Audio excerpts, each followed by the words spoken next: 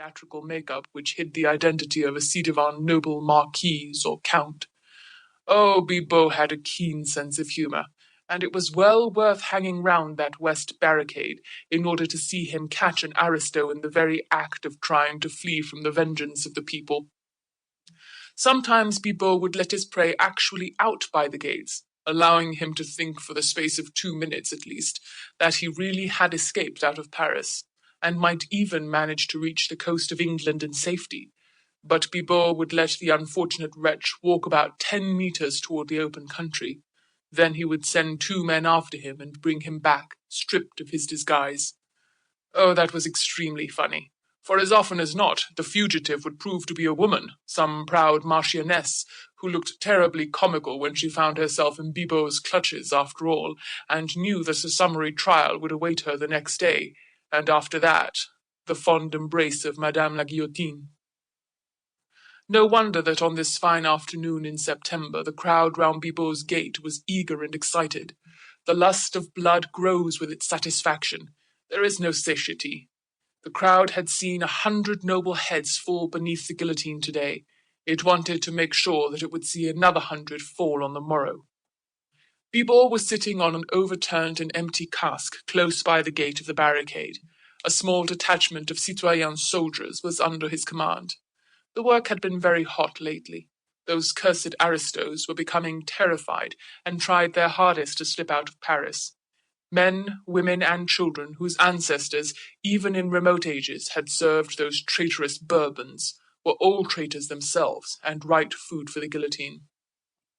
Every day Bibot had had the satisfaction of unmasking some fugitive royalists and sending them back to be tried by the Committee of Public Safety, presided over by that good patriot citoyen Fouquier-Tinville.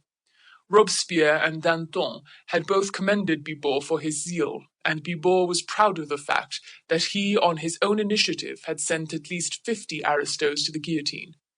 But today all the sergeants in command at the various barricades had had special orders. Recently, a very great number of aristos had succeeded in escaping out of France and in reaching England safely. There were curious rumours about these escapes. They had become very frequent and singularly daring. The people's minds were becoming strangely excited about it all. Sergeant Grospierre had been sent to the guillotine for allowing a whole family of aristos to slip out of the North Gate under his very nose.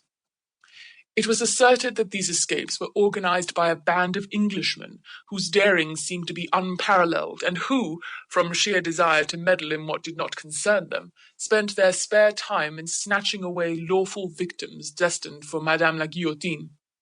These rumours soon grew in extravagance. There was no doubt that this band of meddlesome Englishmen did exist. Moreover, they seemed to be under the leadership of a man whose pluck and audacity were almost fabulous.